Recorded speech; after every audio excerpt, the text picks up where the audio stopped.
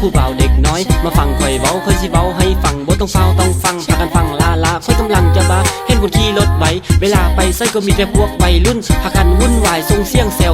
เขายานแค้วเข้ามันเฮียล้นอยู่ข้างทางเวลาว่างเขาขี่รถไวแซงตามบนทางแซงขึ้นแซงลงเล็งแหงเข้ามักเล็งแหงเล็งไวเข้ามักเล็งไวก็เลยไปตำเสาไฟกงขึ้นฟ้าบ่ทันเท่าไรแล้วนะเสียงด่าเสียงโหเสียงให้เสียงหูว่าป่าติโถลูกไผ่ล้านไผ่ขี่รถมาตำเสาไฟมาตำได้จังได้มาตำได้จังได้เขาก็เลยตอบว่าเจ้าเห็นแก้วค่อยบอกโอ้ยแก้วค่อยเด้เล่งจนผ่านเจ้าเล่งรถไว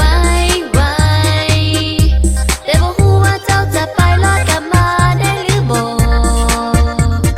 เคยเตือนแต่ว่าเจ้าบ่ฟังแต่บ่ฮู้ว่าเป็นหยังเจ้าขี่รถไว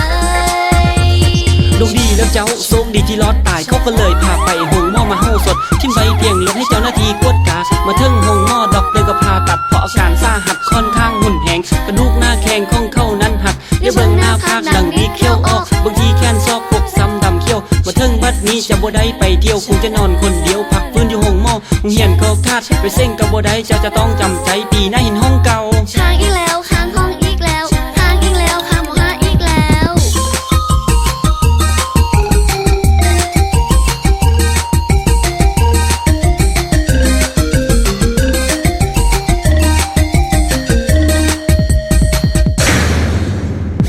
บ่เบาแบบนี้บ่เบาแบบนั้นเขาเป็นลายสุดท้ายมาเด้อเจ้าคลายฟาเธอเจ้าคลาย you know I don't lie you make me cry หมู่เพื่อนทางไลน์เขาจะเป็นแบบนี้เวลาบ้างพากันลิ้นกีฬามาลิ้นดนตรีเอามาตีและนัดพากันซีซอเอาโอและน้อโอและน้อบ้านเฮาผู้ทอกผู้เฒ่าเขาก็มักเป่าแขนแต่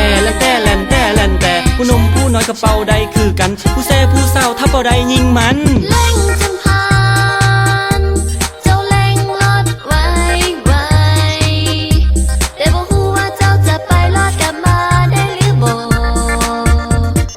เคยเตือนแต่ว่าเจ้าบ่ฟั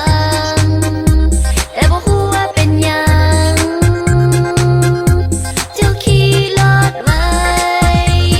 ลูกดีแล้วเจ้าโชคดีที่รอดตายเขาก็เลยพาไปหงหม้อมาเฮาสดทิ้งใบเพียงรถให้เจ้าหน้าที่กวดกามาถึงหงหม้อดอกเตยก็พาตัดเพราะอาการสาหัสค่อนข้างหุ่นแหงกระดูกหน้าแข้งของเขานั้นหักเดี๋ยวเบิ่งหน้าภาคดังดีเขี้ยวออกบางทีแค้นซอกพกซ้ำดำเขี้ยวมาถึงบัดนี้จะบ่ได้ไปเที่ยวคงจะนอนคนเดียวพักฟื้นอยู่หงหม้อหงเหียนก็คาดไปเส้งกับบ่ได้เจ้าจะต้องจำใจปีหน้าเห็นห้องเก่า